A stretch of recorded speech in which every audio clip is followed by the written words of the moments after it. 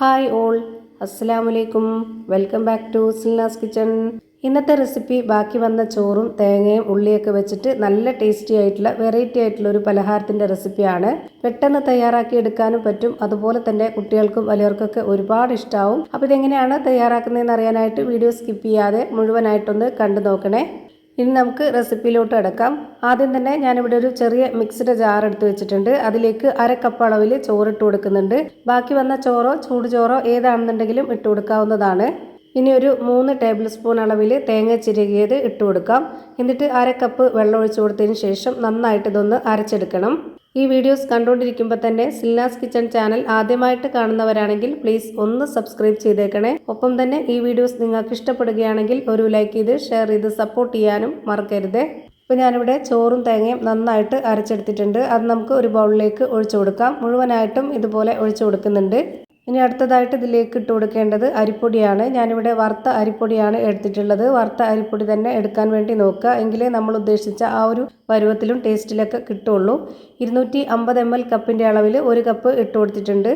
ഇനി ഇതിലേക്ക് പൊടിയായിട്ട് കട്ട് ചെയ്തെടുത്തിട്ടുള്ള 1/2 സബോള, അതുപോലെ 2 പച്ചമുളക്, കുറച്ച് കറിവേപ്പില, ഒരു ചെറിയ കഷ്ണം ഇഞ്ചി. വെളുത്തുള്ളി ഇടരുത്, ഇങ്ങനെ ചെയ്യുമ്പോൾ ഇഞ്ചി മാത്രമാണ് ടേസ്റ്റ്. പിന്നെ കുറച്ച് ഉണക്കമുളകും കൂടെ ഇട്ട് കൊടുത്തിട്ടുണ്ട്, 1 ടേബിൾ സ്പൂൺ അളവിൽ. പിന്നെ ആവശ്യത്തിനുള്ള ഉപ്പും കൂടെ ഇട്ട് കൊടുത്തിട്ട് ഇത് കൈ വെച്ചിട്ട് നന്നായിട്ടൊന്ന് കുഴച്ചിട്ടെടുക്കാം.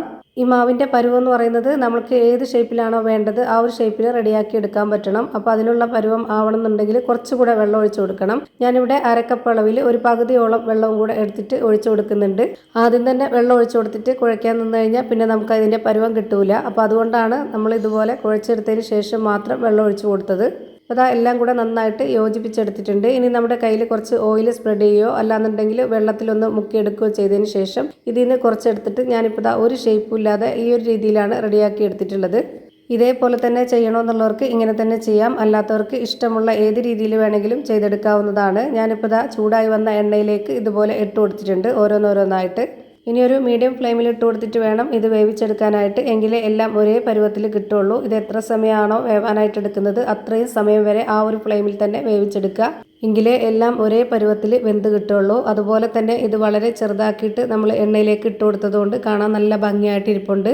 ഇപ്പോൾ ഞാനിവിടെ വെന്തുകൊണ്ടിരിക്കുമ്പോൾ ഇടയ്ക്കിടയ്ക്ക് ഇതുപോലെ ഇളക്കി കൊടുത്തിട്ടുണ്ട്. എന്നിട്ടിപ്പോൾ നന്നായിട്ട് വേവിച്ചെടുത്തു.